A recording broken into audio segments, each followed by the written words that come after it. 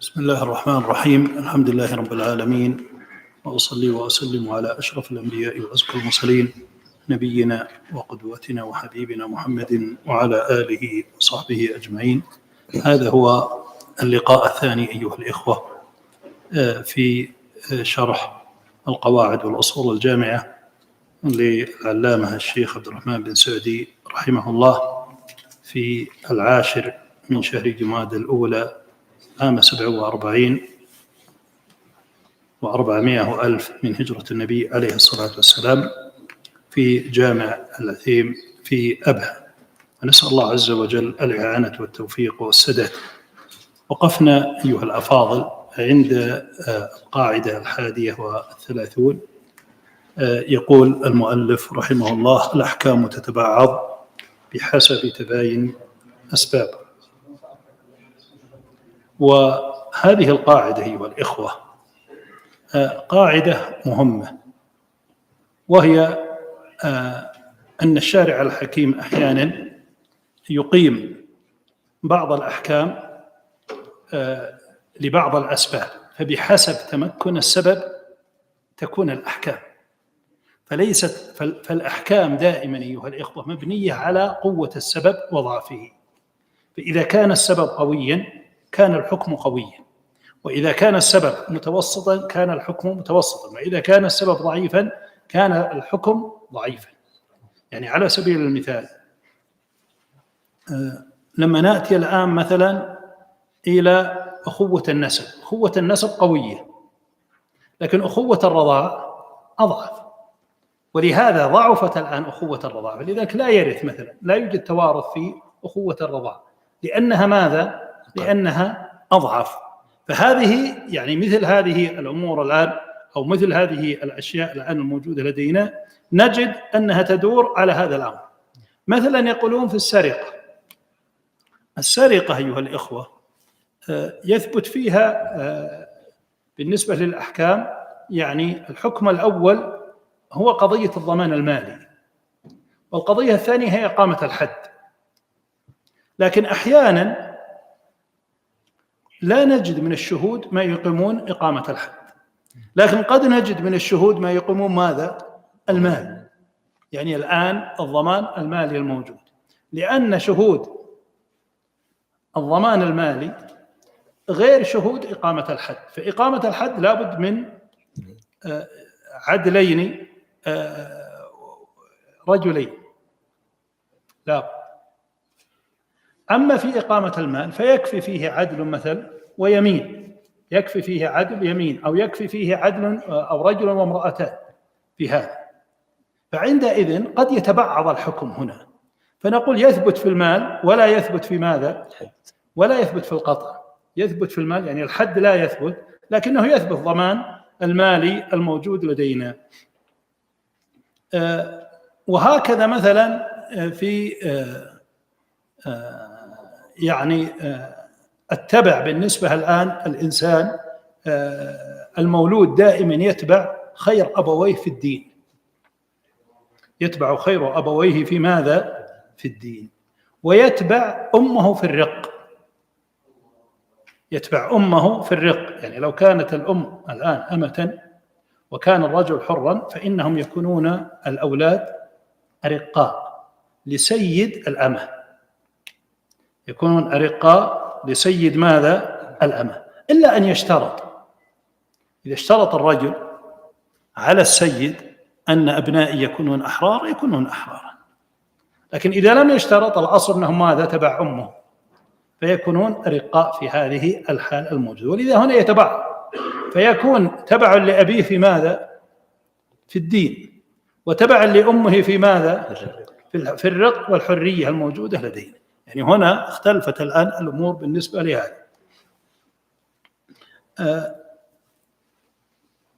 إذا كان لدينا حيوان متولد بين نجس وبين طاهر، فإنه يتبع ماذا؟ يتبع النجس الآن في هذه الحالة، فيغلب يعني جانب النجاسة في هذا. يعني عموما يعني نجد أن الأحكام تتبع أسبابها قوة وضعفا، تتبع أسبابها قوة وماذا؟ وضعفا. من أين استدلوا أو من أين أخذت هذه القاعدة؟ أخذت في القصة المشهورة المعروفة لما اختصم سعد بن أبي وقاص وعبد بن زمعة إلى النبي عليه الصلاة والسلام، فقال الرسول صلى الله عليه وسلم في غلام ولد على فراش عبد بن زمعة، فقال هو لك يا عبد بن زمعة، الولد للفراش وللعاهر الحجر واحتجبي منه يا سودة.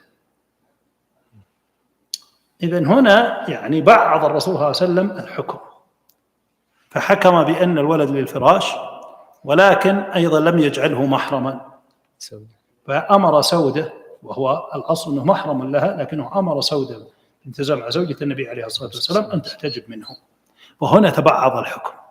فهنا ماذا؟ تبعض الحكم.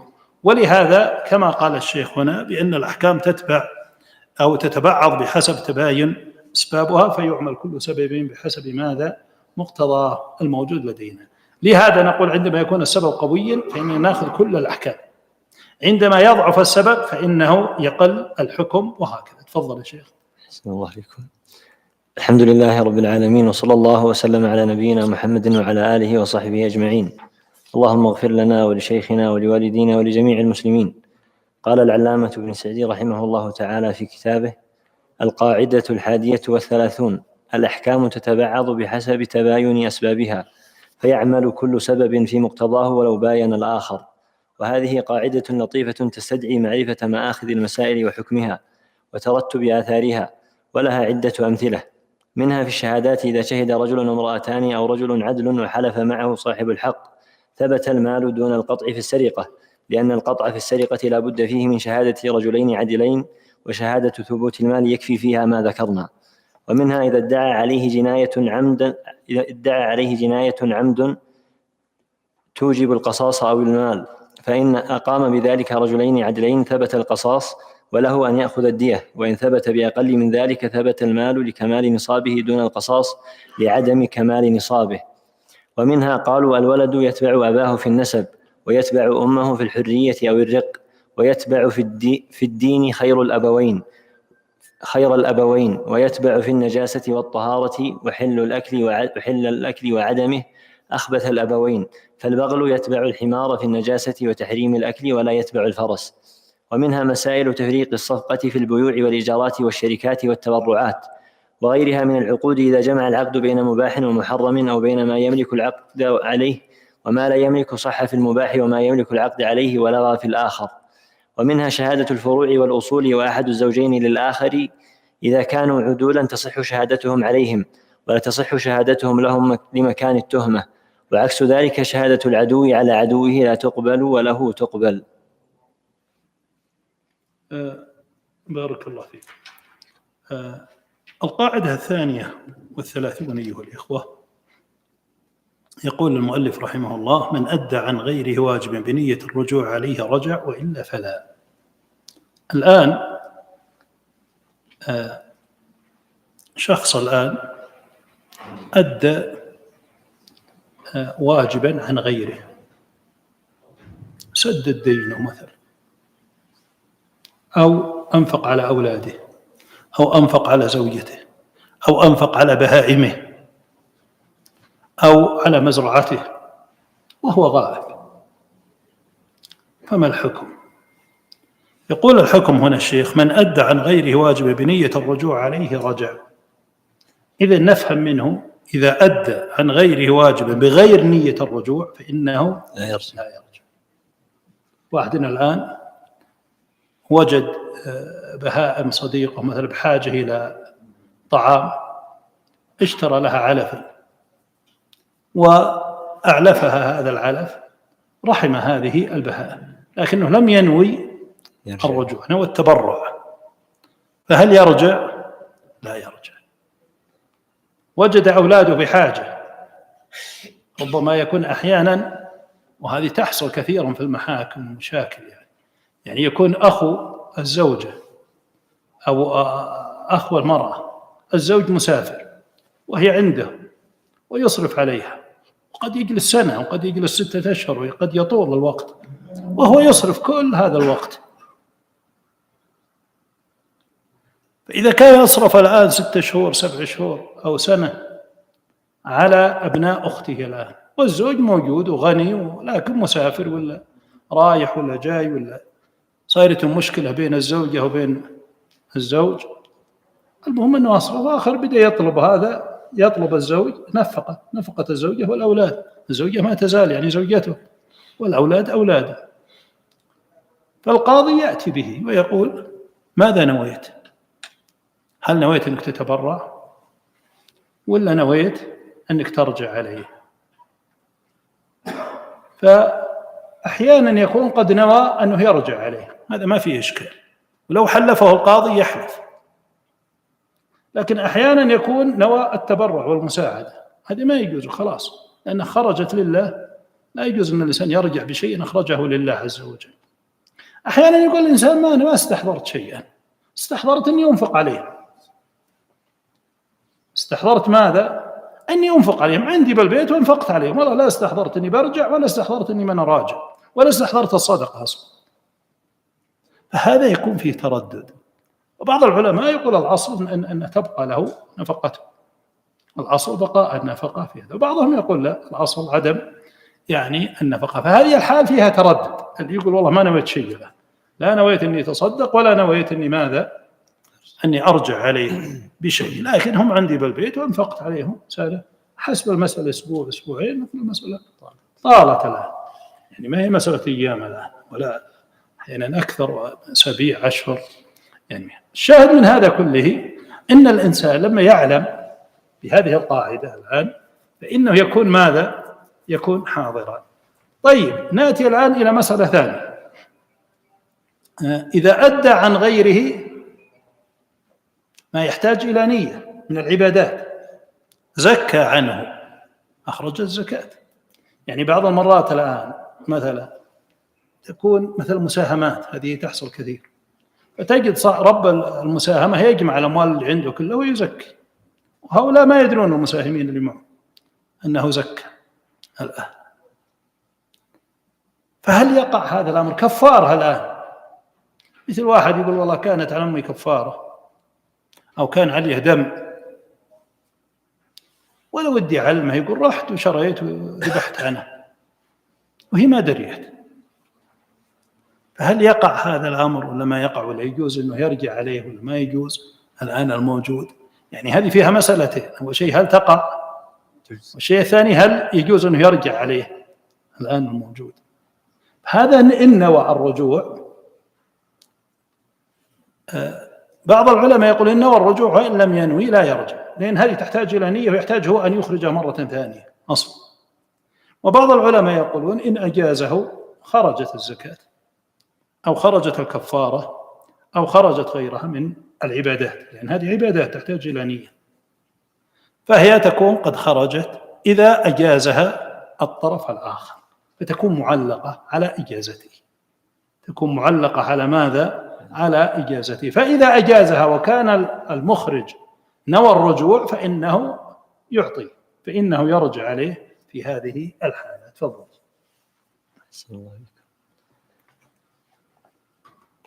القاعدة 32: من أدى عن غيره واجبا بنية الرجوع عليه رجع، وإلا فلا. قال الله تعالى: فإن أرضعن لكم فآتوهن أجورهن. فإن أجرة الرضاع على الأب، فإذا أرضعت الأم التي ليست في حبال أبي الطفل رجعت بالأجرة عليه. ومثل ذلك من أنفق على زوجة الغير أو أولاده، أو من تجب عليه نفقته من المماليك أو البهائم ونوى الرجوع عليه رجع، وخصوصا إذا كانت العين بيده كالمرتهن والأجير ونحوهم.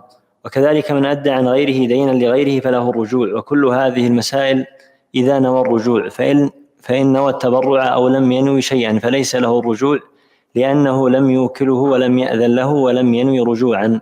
وهذا بخلاف من عليه زكاة أو كفارة أو نحوها مما يحتاج إلى نية، فإن الغير إذا أداها عنه لم يرجع عليه، لأنه قضاء لا يبرئ ذمته، لأنه لم يوكله. هذه طبعا ذكر الشيخ أو اختار الشيخ عدم الجواز هنا، صح ولا لا؟ ولكن المسألة يعني فيها يعني أكثر من قول. والإمام أحمد يعني فيه رواية عنه رحمه الله أنه قال إن أجازه فإنه ينفذ، وإن لم يجزه فإنه ماذا؟ لا ينفذ. وهذا يحصل كثيرا الحين، يعني يحصل الإنسان مثلا في زكاة الفطر، تجد الرجل يخرج زكاة الفطر عن أولاده البعيدين وعن غيرهم ولا يعلمون يعني بهذا الأمر، وهذا يحتاج إلى نية، يحتاج إلى أنه يخبر الآن بمن أخرج عنه يعني هذه، إن لم يكن يعولهم يعني في بيته، هؤلاء يخرج عنهم مباشرة. لكن إن كانوا خارج البيت يعني ناس مستقلين وحدهم، ففي هذه الحالة يحتاج إلى أنهم يعني يعلمون مثل هذا الأمر أو يخبرهم بمثل هذا الأمر لكي ينمو، لأن هذه عبادة تحتاج إلى ماذا؟ إلى نية، تحتاج إلى نية. القاعدة 33 يقول الشيخ رحمه الله: إذا تزاحمت المصالح قدم الأعلى منها، فيقدم الواجب على المستحب والراجح مصلحة على المرجوح، وإذا تزاحمت المفاسد واضطر إلى فعل أحدها قدم الأخف منها. هذه طبعا قاعدة، وربما نتكلمنا عنها في أول قاعدة ذكرها، بأن الشارع لا يأمر إلا بالمصالح الخالصة أو الراجحة، ولا ينهى إلا عن المفاسد الخالصة أو الراجحة. وهنا الشيخ رحمه الله يذكر بأن المصالح إذا تزاحمت، إذن المصالح لدينا حالتان: الحالة الأولى ألا تتزاحم فنجمع بينهم، فتستطيع الآن مثلا أن تقوم مثلا بحضور مثل هذا المجلس على سبيل المثال، وتستطيع مثلا أن تقوم مثلا ببر والديك، لا تعارض بينهما، بمعنى أنك تخلص مثلا ما يحتاجونه قبل بداية الدرس، ثم بعد ذلك تذهب إلى الدرس. لكن أحيانا لا، ما تستطيع، إما أن تقوم بهذا يضيق الوقت، أو يكون الأمر يعني مضيقا بالنسبة لك، فما تستطيع إلا أن تقوم بعمل من الأعمال، أحد الأعمال الآن الموجودة لدينا، فتنظر الآن في موضوع تزاحم المصالح وقوانينها، وهو موضوع يعني مهم وكبير. ومن القواعد في هذا يعني نمر عليها يعني كما ذكر الشيخ: المصالح طبعا الواجبة إذا كنت ما تستطيع، المصالح الواجبة مقدمة على المندوبة، فإذا تعارض واجب ومندوب فالأصل أنك تقدم ماذا؟ أنك تقدم الواجبات، فهذا أصل. الأصل الثاني هو أن مصالح الآن الاعتقاد الكبرى، المصالح العقدية، يعني هي مقدمة على المصالح العملية. فلو حصل الآن بعض المرات يكون لدينا تزاحم بين مصلحة يعني عقدية وبين مصلحة يعني عملية، فنحن نقول نقدم مصالح الاعتقاد على مصالح ماذا؟ العمل. وأيضا من قوانين وقواعد الترجيح بين المصالح أن المصلحة العامة مقدمة على المصلحة ماذا؟ الخاصة، وعناية الشارع بالمقاصد العامة أوسع وأكثر من عنايته بالمقاصد ماذا؟ الخاصة. والعامة هي التي تعم يعني جمهور الناس أو غالب الناس، فيحتاجون إلى هذه المصالح، فإنها تقدم على مصالح الفرد أو كل فرد بذاته أو بعينه.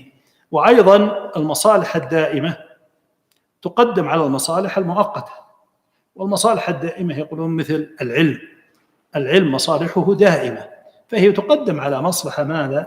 على مصلحة مؤقتة، يعني قد تكون هذه المصلحة حتى لو كانت يعني لها أهمية، لكن مصالح العلم هي مصالح دائمة تبقى مع الإنسان كل عمر. فلما يتعلم الإنسان العلم، هذه من المصالح العظيمة والكبيرة جدا. فمصالح العلم لها وزن ولها قيمة في الشرع، ولهذا دائما يحث الشارع على مصالح أو المصالح العلمية لما فيها من مصالح دائمة وباقية على الإنسان نفسه وعلى غيره. يقولون والمصالح المآلية تقدم على الحالية. المصالح المالية، وش معنى المصالح المآلية؟ يعني التي تؤول بعد وقت، وهذه مثل التربية، يعني مثل الآن ما تقوم الآن أثناء التربية، فإنها مصالح مآلية التربية. فلما يعني يجتهد الإنسان بتربية أبنائه هو يرجو مصالح مستقبلا أو يريد مصالح مستقبلية، هذه أهم من قضايا آنية الآن. وإنما يعتني الإنسان بالمصالح المآلية التي تؤول بعد وقت إلى أمور وإلى خير إلى هذا الولد، مثل ما تجتهد الآن مثلا بتحفيظه للقرآن الكريم، مثل ما تجتهد الآن بتعليمه العلم، مثل ما تجتهد الآن بتربيته على الصلاة، مثل ما تجتهد الآن بتربيته على بر الوالدين، مثل ما تجتهد بتربيته على صلة الأرحام، هذه تبقى له كل العمر. هذه معالية يعني تؤول إلى مصالح عظيمة وتبقى مع هذا الولد، ويصبح هذا الولد يعني بعد وقت من الزمن قد تربى على هذه الأمور. المصالح الكثيرة مقدمة على المصالح القليلة، يعني إذا كان لدينا مصلحتان، مصلحة كثيرة ومصلحة قليلة، فإننا نقدم المصلحة الواسعة والكثيرة على المصالح ماذا؟ القليلة الموجودة لدينا. وهذا يعني إذا كان مثلا فيه مثلا جمع تبرعات أو مثلا أحد المتبرعين أو أحد المحسنين، يعني ما نستطيع نذهب إلا لأحد هاتين الشخصيتين، وأحد هاتين الشخصيتين يكون لديها يعني تبرع أو ممكن أنه يتبرع بمبلغ أكبر من الآخر فيكون مقدما على غيره. قال والمصالح المتعدية أفضل من المصالح القاصرة، وهذا كما في الدعوة إلى الله عز وجل، فإن الإنسان عندما يقوم بمصالح متعدية تصل إلى غيره فإنها أفضل من مجرد مصلحة قاصرة تقصر على الإنسان ذاته. والمصالح التي تفوت مقدمة على المصالح التي لا تفوت، مثل متابعة المؤذن مثلا تفوت، بينما قراءة القرآن لا يفوت. فلو أذن وأنت تقرأ ممكن أنك تقف وتتابع المؤذن حتى ينتهي وتكمل، لأن هذه مصلحة قد تفوت وهذه مصلحة يعني لا تفوت، قد تقرأ القرآن في أي وقت. قال والمصالح الضرورية مقدمة على الحاجية والحاجية على التحسينية. هذا واضح أن المصالح الضرورية وهي التي تخص الدين، ضرورة الدين أو ضرورة النفس، تقدم على المصالح مجرد مصلحة حاجية، والحاجية تقدم على التحسينيات. قال ومصالح المقاصد مقدمة على مصالح الوسائل، وأصلا الوسائل إنما شرعت من أجل المقاصد، وأمس بسطنا الكلام في الفرق بين مصالح الوسائل ومصالح المقاصد. قال والمصالح القطعية مقدمة على المصالح الظنية، يعني مصلحة الآن قطعا أنك ستحصلها، ومصلحة يعني قد تحصلها وقد لا تحصلها، يعني الأمر ليس يقين. هنا تتجه إلى المصالح ماذا؟ القطعية، تتجه إلى المصالح ماذا؟ القطعية المتحققة الموجودة. قال والمصالح في الأمكنة والأزمنة الفاضلة مقدمة على غيرها، يعني لما يكون الآن عندنا مكان فاضل فأنت في هذه الحالة تستغل هذا المكان، مثل مكة والمدينة لما تذهب إليها، هنا المصالح في هذا الوقت أفضل من غيره من الأماكن الأخرى، فيكثر الإنسان من العبادة في هذا المكان الفاضل، لأن هذا المكان الفاضل يعني لا تجد فيه هذه العبادة إلا في هذا المكان. فالطواف مثل خاص لا يوجد إلا في الكعبة، عبادة الطواف هذه عبادة لا توجد في الأرض إلا حول الكعبة، ولهذا الإنسان يجتهد مثلا في الطواف. كذلك مثلا في الروضة الشريفة لما تذهب أيضا تصلي في هذا المكان، لا يوجد مكان قال فيها الرسول صلى الله عليه وسلم ما بين منبري وبين حجرتي روضة من رياض الجنة إلا هذا المكان الموجود.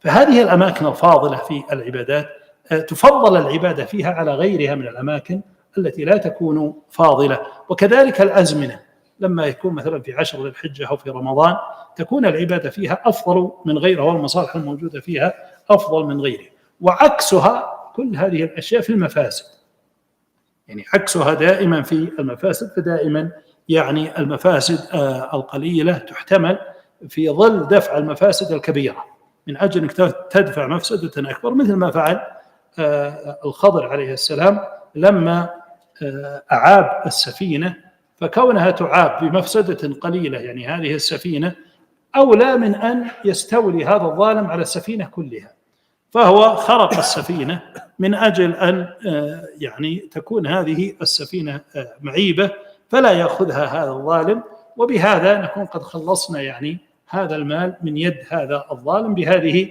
الحيلة الموجودة، وهي حيلة ماذا؟ من الحيلة المباحة. هذه من الحيل ماذا؟ المباحة، بل قد تكون من الحيل الواجبة التي يجب على الإنسان أن يتصرف بها من أجل تخليص الأموال من أيدي الظلمة، إذ لا يجوز تمكين الظلمة من الأموال لما يعتمدون به في هذه الأموال على الفساد العريض، فربما أفسدوا بهذه الأموال يعني أشياء كثيرة، ولهذا يجب عدم التمكين لهم من هذه الأموال. نعم، وغيرها من الأشياء. تفضل يا شيخ. أحسن الله إليكم. القاعدة 33: إذا تزاحمت المصالح وقدم الأعلى منها فيقدم الواجب على المستحب، والراجح مصلحة على المرجوح، وإذا تزاحمت المفاسد واضطر إلى فعل أحدها قدم الأخف منها.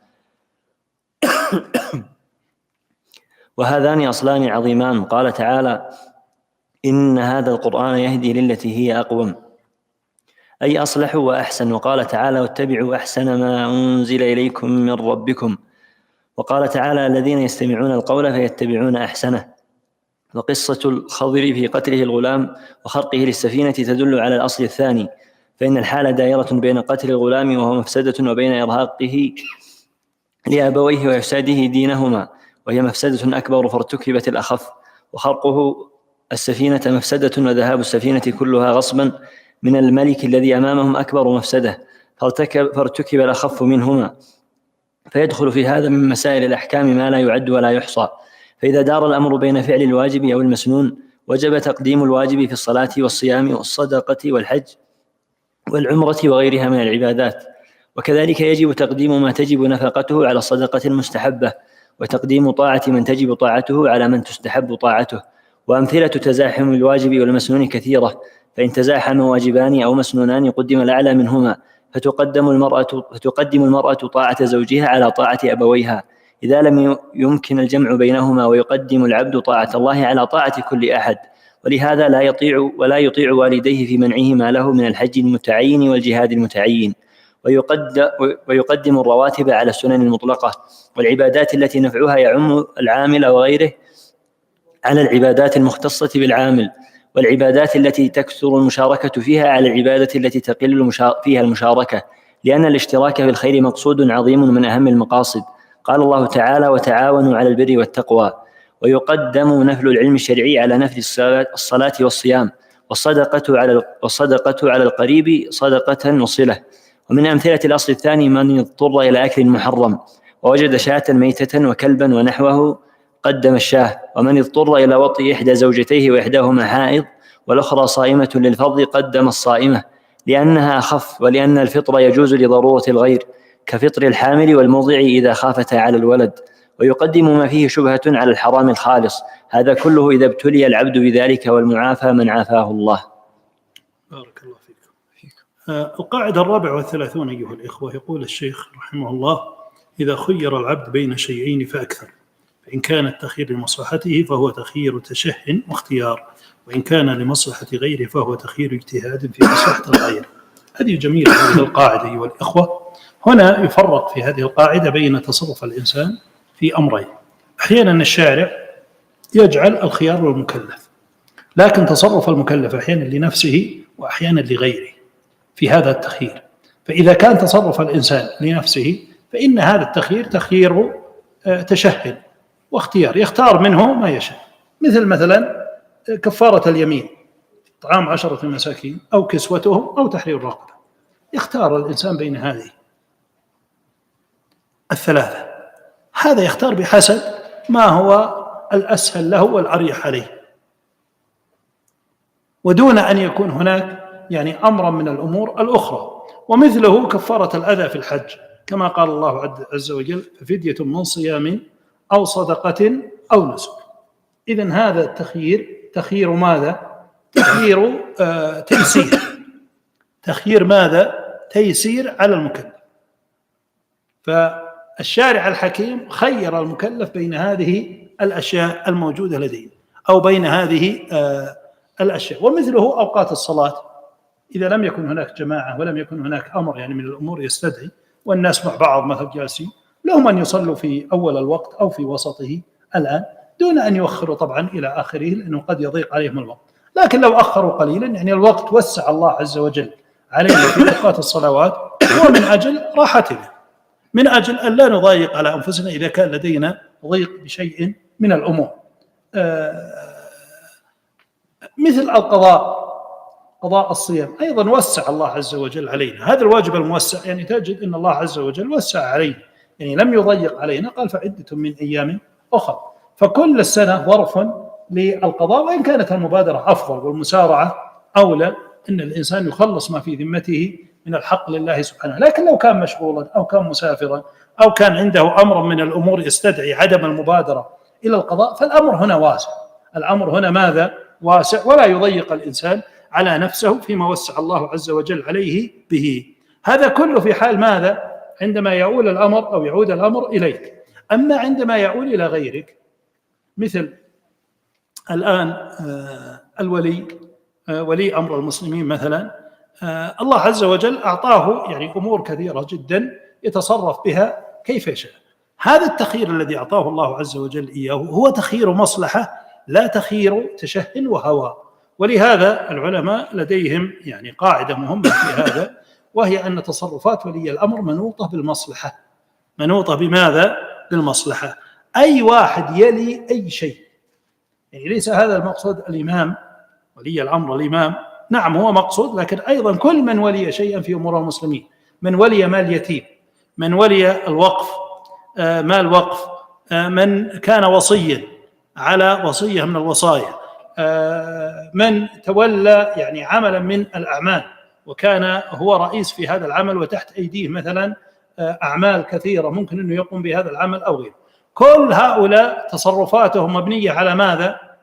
على المصلحة. ولا يجوز أنها تبنى على ماذا؟ على الشهوة. يحرم عليهم أن تبنى على التشهي، فلا يجوز أن يأخذ من هذه الأشياء بحسب شهوته، وإنما يجب عليه أن يسأل ويتحرى ويتقصى ويستشير أهل الخبرة وأهل المعرفة إلى أن يصل مثل هذا اليتيم وش الأصلح له في هذا المال، ماذا أتصرف في ماله، هل أبقيه، هل مثلا أبني له مثلا عمارة، هل مثلا أساهم له، هل كذا هل كذا.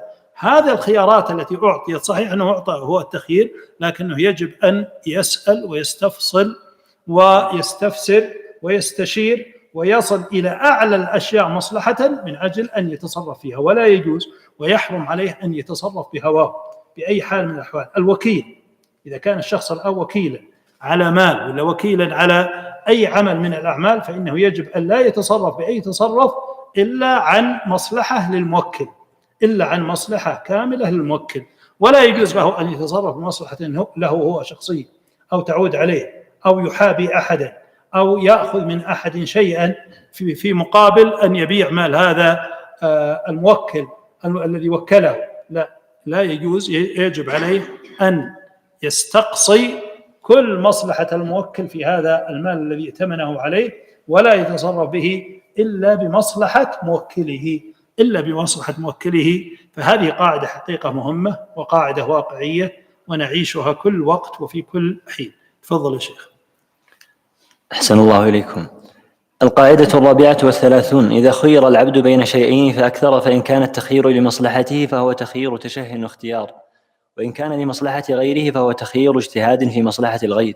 مثال القسم الأول: التخيير في كفارة اليمين بين العتق أو إطعام 10 مساكين أو كسوتهم، وكذلك في فدية الأذى بين صيام 3 أيام أو إطعام 6 مساكين أو ذبح شاة، وكذلك جزاء الصيد يخير بين المثل من النعم أو تقويمه طعاما للمساكين، أو يصوم عن إطعام كل مسكين يوما، وذلك كله لمصلحته والتسهيل عليه والخيرة في ذلك له. وكذلك من وجبت عليه الدية يخير في دية الذكر الحر بين 100 من الإبل أو 200 من البقر أو 2000 شاه أو 1000 دينار ذهب أو 12,000 درهم، إذا قلنا إنها كلها أصول، كما هو المشهور من مذهب الإمام أحمد رحمه الله فالمخير الدافع. ومثال القسم الثاني: تخيير الإمام في الأسير الحربي بين القتل والرق والفداء وعليه فعل الأصلح، ومثله تخيير ولي اليتيم والمجنون والسفيه وناظر الوقف، إذا دار الأمر بين تصرفين يتعين عليه فعل الأصلح لمن ولي عليه. قال الله تعالى: ولا تقربوا مال اليتيم إلا بالتي هي أحسن. ومثل ذلك تخيير من وجد لقطة حيوان في حول التعريف بين بيعه وحفظ ثمنه، وبين أكله وتقويمه، وبين حفظه وينفق عليه، وعليه ما يرى أصلح لصاحبه وأنفع. نعم، بارك الله فيك. يعني ذكر هو اللقطة، واللقطة عندما يلتقطها الإنسان، وهذه مهمة، لا يتصرف بها بناء على مصلحته هو، لا يجوز. بعض الناس يعني تجد أنه يكتم أو لا يظهر أو كذا أو غيرها من الأشياء، هذا حرام. يجب عليك أنك تتبع الطريق الشرعي وتتصرف بها لصاحبها، تدور مصلحة صاحبها. فأنت تعلن خلال سنة، لا تروح تعلن بس أي إعلان من أجل، لا، أنت تتحرى وين المكان الذي وجدتها فيه وتعلن عنه وتستمر بهذا يعني ما بين الفينة والأخرى إلى أن يظهر صاحبها، لأن تصرفاتك تكون تصرفات لمصلحته هو لا لمصلحتك أنت، لأنك أنت الآن لا تعمل لنفسك، يعني ليس هذا التخيير هو تخيير الآن المصلحة الموجودة لديك هي مصلحتك أنت، وإنما هي مصلحة من؟ وإنما هي مصلحة صاحب المال. طيب الآن ذكر الشيخ رحمه الله قاعدة مهمة، وهي القاعدة 35، يقول: من سقطت عنه العقوبة لموجب ضوعف عليها الضمان. هذه من قواعد الضمان، وهذه من القواعد عند الحنابلة رحمهم الله، وهو أن العقوبة إذا سقطت ضوعف الغرم. طيب كيف تسقط العقوبة؟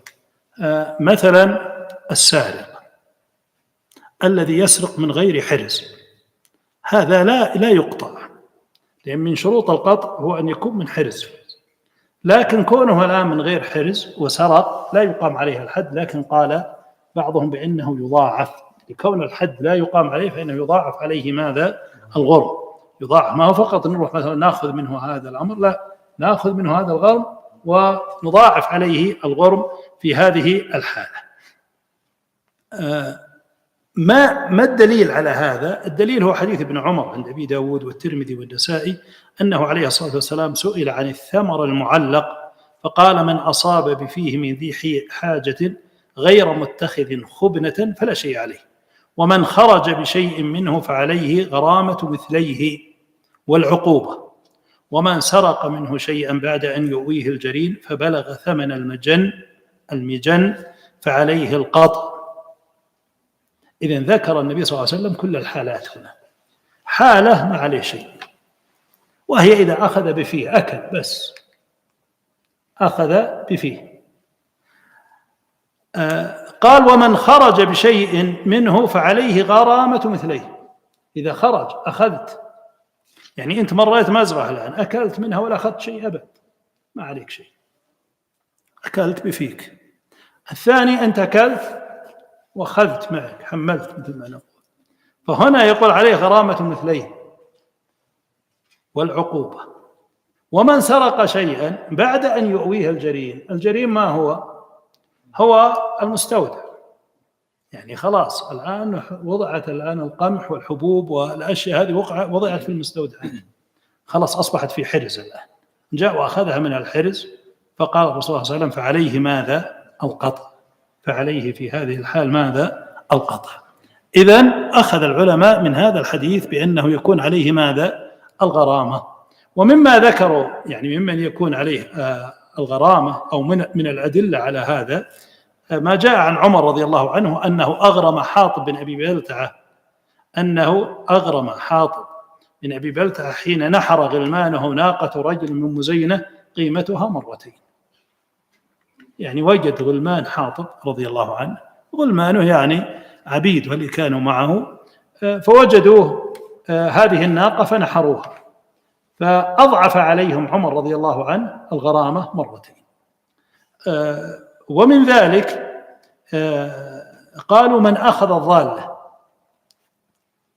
وهي بهيمة الضالة، هي نوع من اللقطة، لكنها هي بهيمة الأنعام، الإبل أو البقر أو الغنم. معلوم أن الأصل الإبل أنك ما تلتقطها إلا إذا خفت عليها، لكن من أخذ ضالة وكتمها ما أعلن عنها ولا شيء، هذا نوع من السرقة، صح ولا لا؟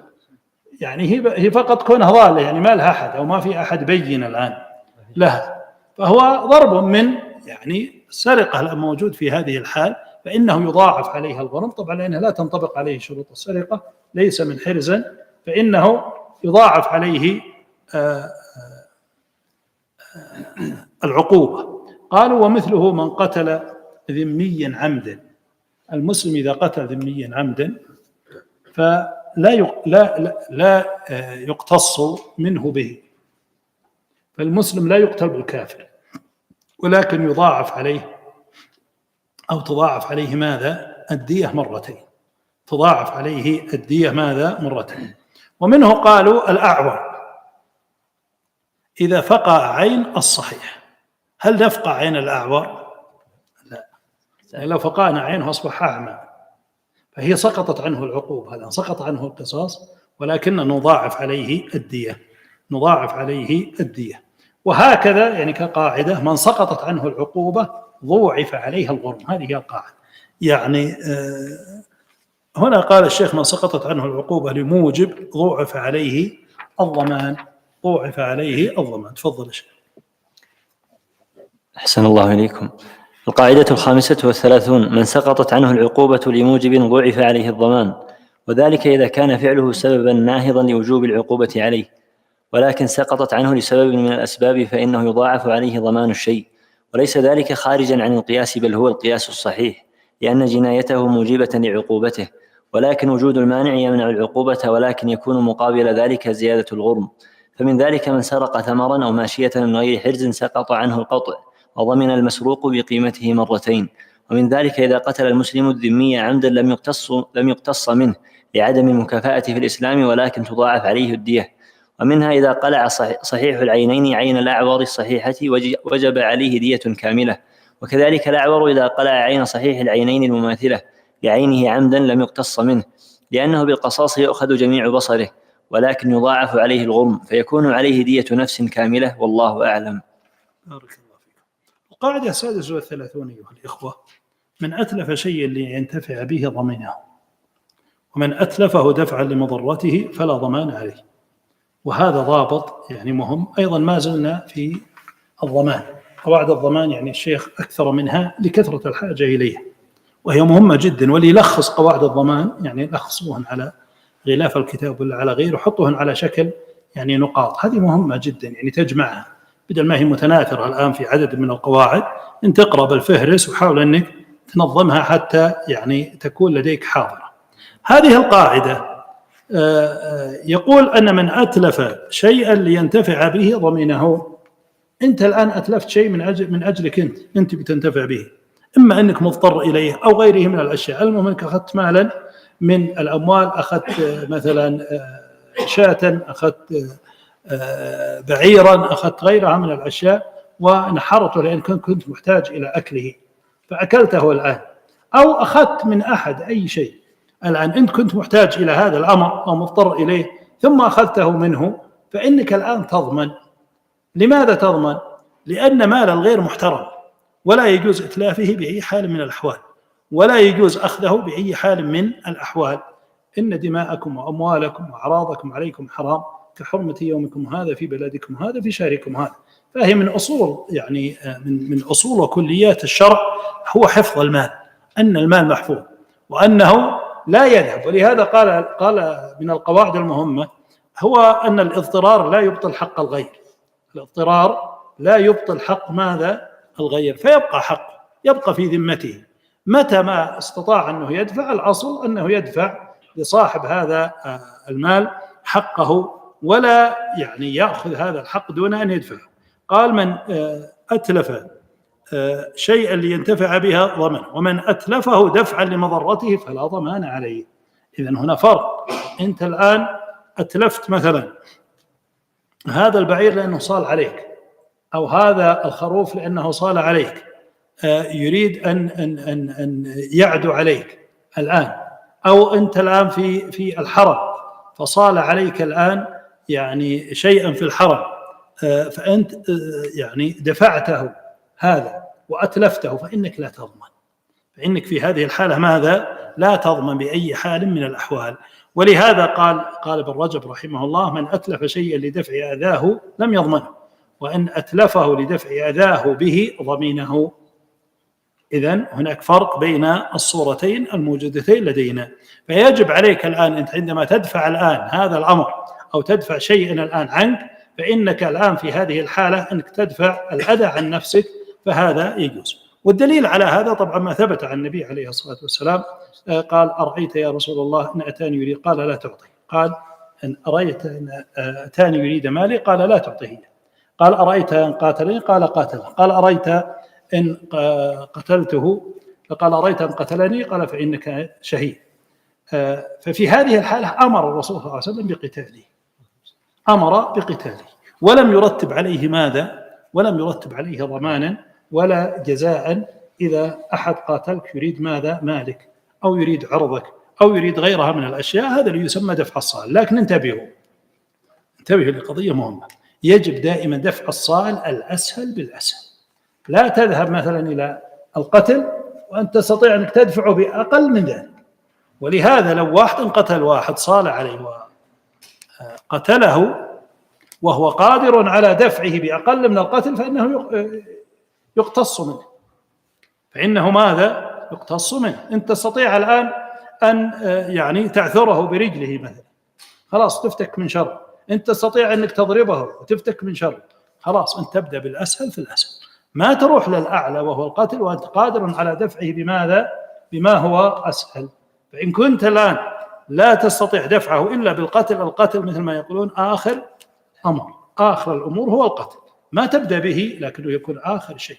فهنا يجب أن ننتبه بالنسبة لدفع الصائل أن الإنسان لا يبدأ. وحتى الحيوان إذا صال عليك هذا الحيوان أنت تستطيع أنك تدفعه بأقل من قتله وإتلافه، فالمفروض أنت إذا كان معك يعني مثلا آلة ولا عصا ولا غيره تستطيع أنك تضرب به وتفتك منه، فهذا هو الأصل. لكن إن رأيت أنه لا تستطيع إلا بقتله مثلا أو بضربه ضربا يؤدي إلى قتله، فهذا يعني مسموح لك في هذه الحال شرعا. تفضل يا شيخ.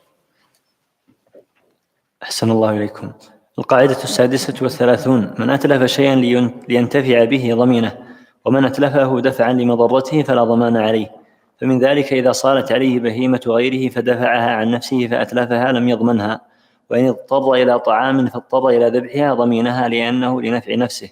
ومن كان محرما بحج أو عمرة فنزل الشعر في عينيه فقلعه فلا ضمان لأنه كالصائل عليه، وإن احتاج إلى أخذ شعره لقروح في رأسه أو لحكة أو نحو ذلك فعليه فدية أذى.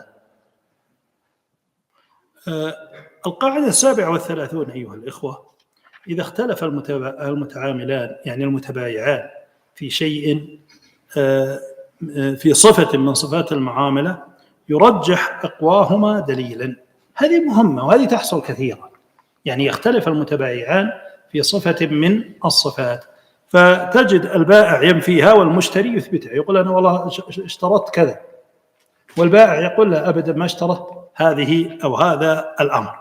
ولهذا يقولون الآن يعني إذا وجدت بينة طبعا نحكم بالبينة، هذا ما في كلام. لكن كلامنا دائما إذا لم توجد بينة. طيب إذا لم توجد بينة ماذا نصنع أيها الإخوة؟ نصنع بأننا يعني ننظر إلى الأقوى في هذه الحال الموجود. وفي هذه الحال يكون الأقوى دائما مع النافي، مع الذي ينفي، لأن النافي الآن يعني معه الأصل، فالأصل هو عدم الصفات. فلما تأتي الآن وتشترط مثلا شروطا معينة، فإذا كانت هذه الشروط سواء بعقد بناء الآن ولا سواء مثلا اشتريت سيارة واشترطت مثلا تكون مثلا كذا وكذا، قلت والله أنا شرط إن السيارة كذا وإن السيارة كذا وإن السيارة كذا، الأصل وجود الشروط ولا عدم الشروط؟ الأصل عدم الشروط. ولذلك هو قول من ينفي هذه الشروط، القول هو قول ماذا؟ من ينفي هذه الشروط. لما تأتي مثلا ويختلف المتبايعان مثلا في نوع النقد الموجود، الأصل هنا ماذا؟ نقد البلد، صح ولا لا؟ فإذا اختلف الآن في نوع النقد الآن الموجود، الأصل في نقد البلد. اختلف في قدر الثمن، هذه دائما اللي تحصل، يعني يختلف، والله أنا بعتك ب100 والثاني يقول بعتك بماذا؟ ب90، يعني المشتري يقول اشتريت ب90 وهذا يقول بعت بماذا؟ ب100. فالقول هنا قول من؟ القول قول البائع، لأن الأصل السلعة أنها لا تخرج من البائع إلا بالثمن الذي يريد، إلا بالثمن ماذا؟ الذي يريد. هذا طبعا الأصل، لكن ربما بعض المرات الإنسان يبيع مثلا بثمن ويتحسف ثم يدعي الآن أنه هذا هو الثمن الذي بعت به، لكنه هذا يعني في الغالب يعني المسألة هذه فيها خلاف ترى، يعني في الغالب يعني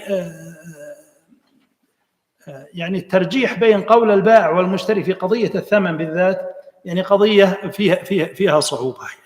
لكن ورد في هذا حديث: إذا اختلف المتبايعان والسلعة قائمة بينهما، فالقول قول البائع. فالقول قول ماذا؟ البائع. السلعة قائمة يعني حتى الآن لم يتفرق، أما إذا تفرق فقد وجب البيع. انتهينا الآن الموجود على يعني ما أخذ كل واحد منهما الآن الموجود. لكن ما دام السلعة قائمة بينهما الآن فهو القول قول من؟ ففي هذه الحال قول من؟ قول البائع.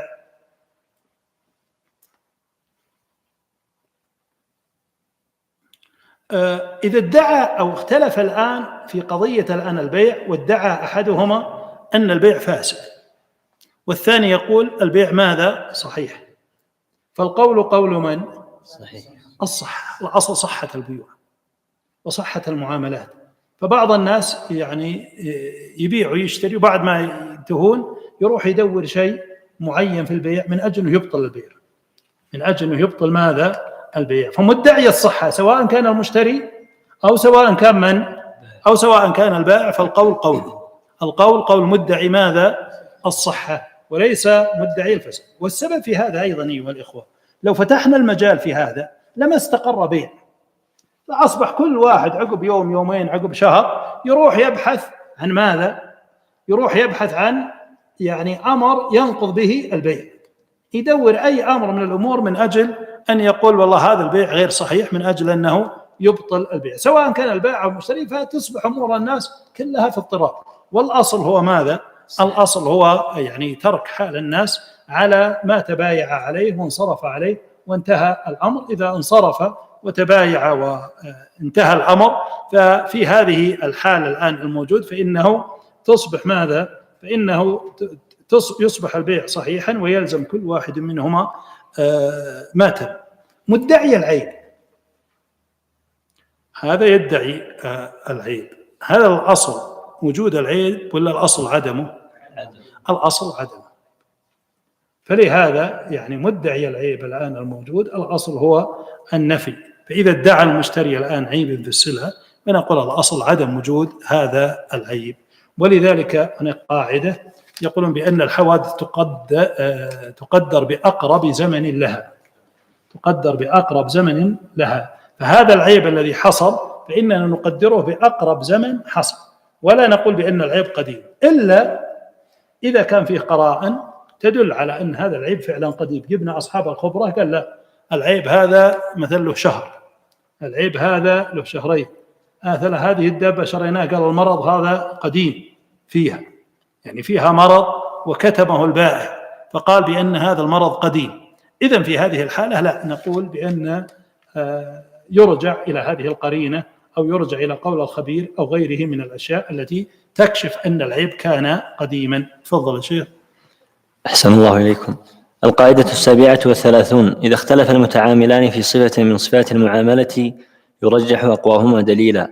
الترجيحات كثيرة الرجوع إلى الأصول وكثرة القرائن المرجحة وما أشبه ذلك. ولذلك قال العلماء: إذا اختلف في شرط أو في أجل فالقول قول من ينفيه لأن الأصل عدمه.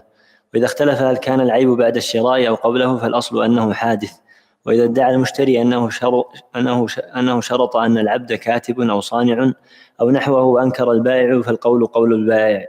وإذا اختلف الزوجان في الشروط التي يدعي أحدهما أنه شرطها فالقول قول من ينفيه.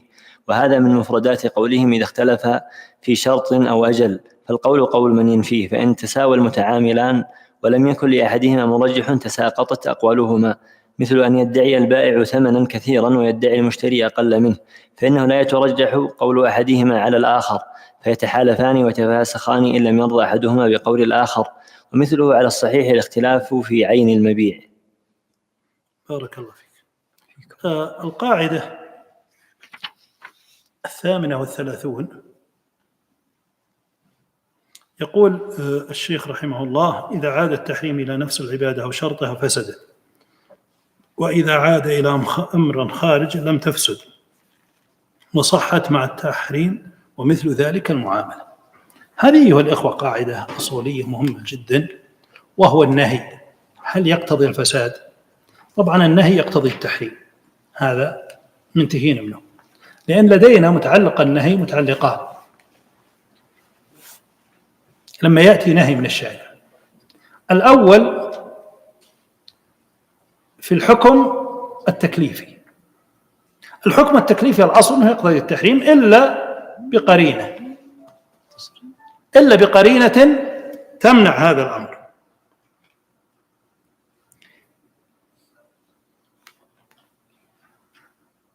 فالأصل أن النهي يكون للتحريم، هذا من حيث الحكم التكليفي، يعني يأثم المكلف إذا ارتكب المنهي عنه.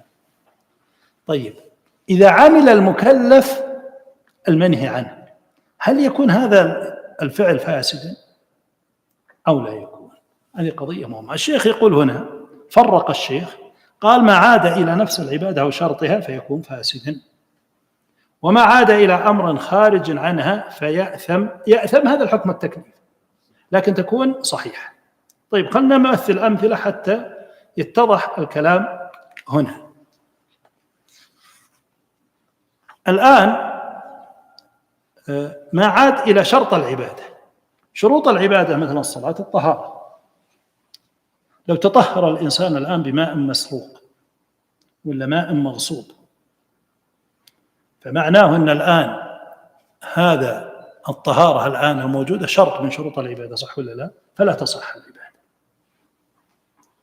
إذا صلى بثوب مسروق، ستر العورة وش فيه؟ شرط. فإذا صلى بثوب مسروق فلا تصح العبادة. إذن هذا من حيث الشرط، واضح؟ طيب من حيث ذات العبادة الآن الموجود لدينا، إذا عاد النهي إلى ذات العبادة، يقولون لو صلى في مكان مغصوب فكأن العبادة كلها أصبحت الآن في هذا المكان المغصوب، فقيامه وقعوده كله في شيء محرم الآن، حركته في شيء ماذا؟ محرم. فيقولوا بأنها تعود إلى ذات العبادة. ومثله قالوا مثل صيام يوم العيد، فإنه منهي عن ذات العبادة، يعني ذات التعبد لله في يوم العيد منهي عنه، فلا يصح ويحرم، فلا يصح وماذا؟ ويحرم. لكن إذا عاد النهي إلى غير الشرط، مثل لو لبس الإنسان شماغا مغصوبا ولا مسروقا ولا من حرير الرجل، ماذا يكون الحكم؟ يأثم مع الصحة. يأثم مع ماذا؟ مع الصحة. فهمتوا الآن القاعدة هذه؟ لو انتقلنا للمعاملات، قال الشيخ ومثل ذلك المعاملة. ومثل ذلك ماذا؟ المعاملة الموجودة لدينا. المعاملة الآن نفس الشيء، إذا عاد إلى الشرط، بمعنى الآن شروط الآن البيع مثلا أن يكون مثلا معلوما الثمن والمثمن معلوم، إذا كان مجهول فإنها لا تصح، لأن الرسول صلى الله عليه وسلم نهى عن الغرر، ومقتضى النهي هنا الفساد لأنه شرط، على كلام المؤلف ترى رحمه الله، لأنه ليس بإجماع العلماء. إذن إذا عاد إلى الشرط، شروط البيع ما تحقق شرط من شروط البيع، فإن نقول الأصل أن هذه المعاملة فاسدة. طيب إذا عاد إلى الذات، وش مثلها الذات؟ مثل العوض الآن، ولا مثل الصيغة، ولا المتبايعين لم يكونا أهلا لهذا التصرف، يعني واحد صغير الآن، فعندئذ نقول لا تصح هذه المعاملة. طيب خارج عنه مثل ماذا؟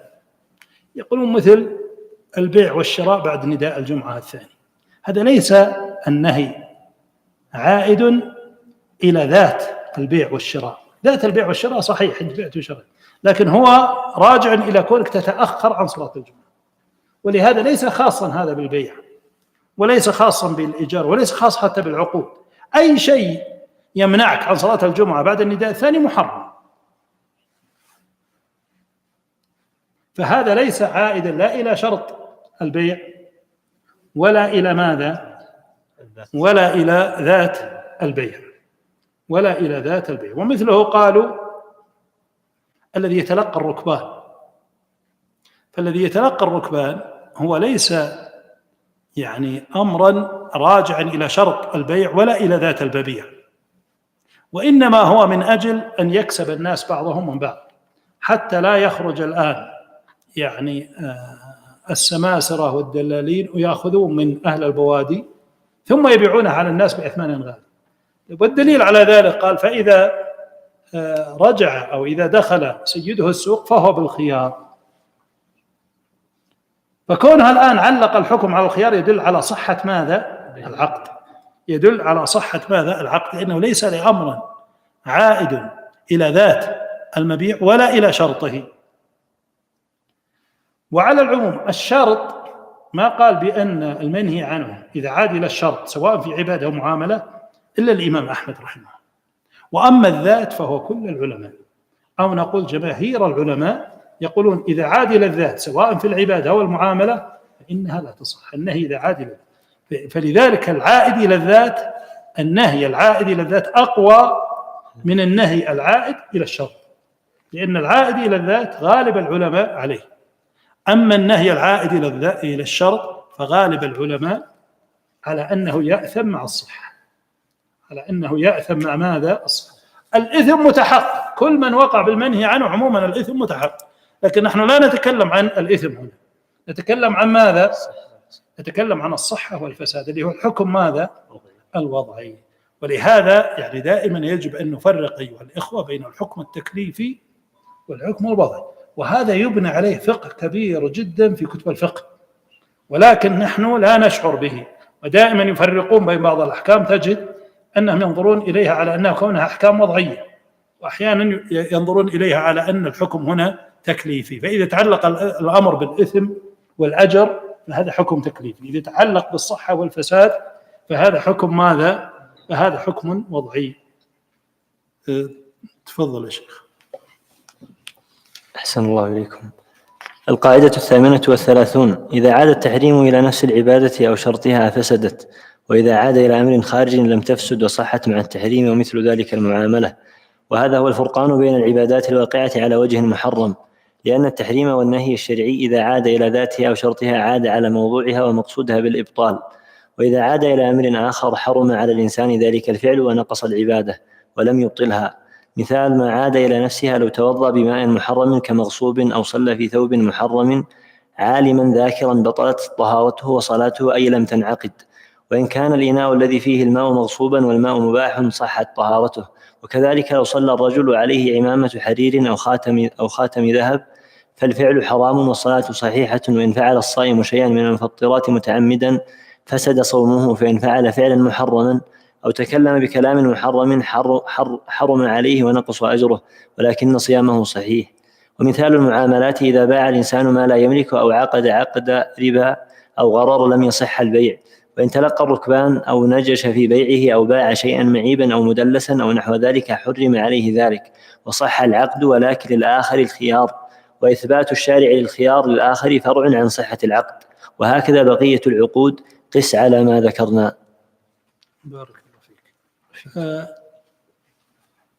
القاعدة أيها الإخوة 39 يقول الشيخ رحمه الله: لا يجوز تقديم العبادات أو الكفارات على سبب الوجوب، ويجوز تقديمها بعد سبب أو بعد وجود السبب وقبل شرط الوجوب وتحققه.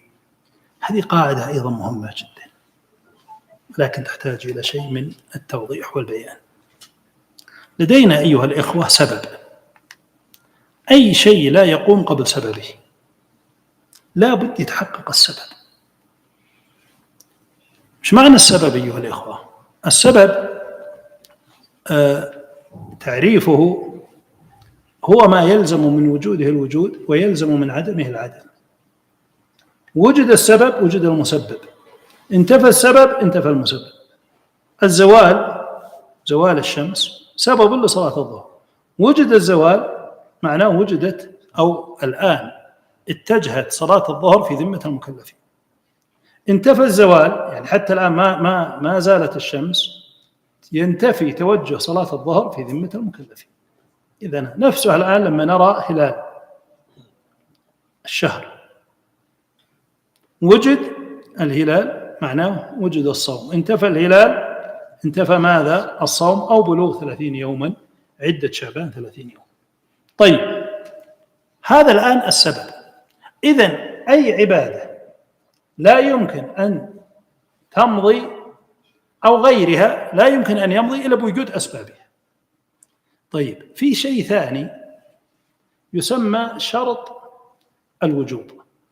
الشروط أيها الإخوة عندنا على نوعين: شرط صحة وشرط ماذا؟ وجوب. شرط الصحة يعني لا تصح العبادة إلا بها، مثل ماذا؟ مثل الطهارة شرط لصحة الصلاة، ومثل ستر العورة شرط لصحة الصلاة. هذه يطالب بها المكلف، هذه حكمها حكم تكليفي لأنه يطالب بها المكلف، المكلف مطالب بها. لكن في شرط نوع من الشروط لا يطالب به المكلف، هذه تسمى شروط الوجوب. شروط الوجوب مثل ماذا؟ مثل المال من أجل أنه يجب في ذمته الحج، هذا لا يطالب الإنسان يعني بالمال من أجل أنه يحج. مثل المحرم بالنسبة للمرأة في الحج، هذه لا تطالب المرأة يعني بإيجاد المحرم من أجل أن تحج الآن في هذه الحال، لأنه شرط وجوب الآن.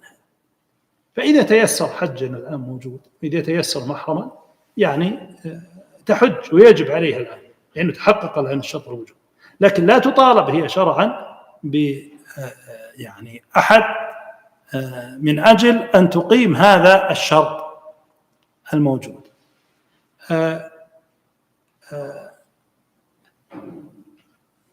شروط الوجوب أيها الإخوة يعني مثل البلوغ، لا يطالب الإنسان بالبلوغ من أجل أن يجب عليه هذا الأمر.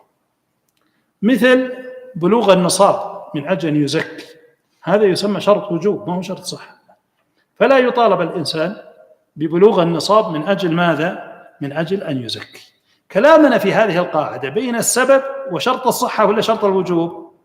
شرط الوجوب. شرط الصحة هذا مطلوب من المكلف أصلا، واضح؟ إذن يعني بكم تفهمون أن القاعدة تحتاج إلى فهم. إذا قام السبب يجوز للإنسان أن يعمل العبادة أو غيرها من الأيمان أو غيرها من الأشياء حتى ولو لم يتحقق شرط ماذا؟ الوجوب. يعني مثال ذلك الزكاة إذا قام سببها الآن الموجود، وهذا السبب الآن الموجود هو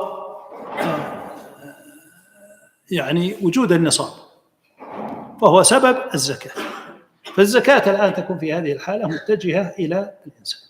شرط الوجوب هو حولان الحول، بمعنى أنه يتم الآن أو تجب في ذمتي عند تمام الحول. يجوز أن يقدم الزكاة قبل شرط ماذا؟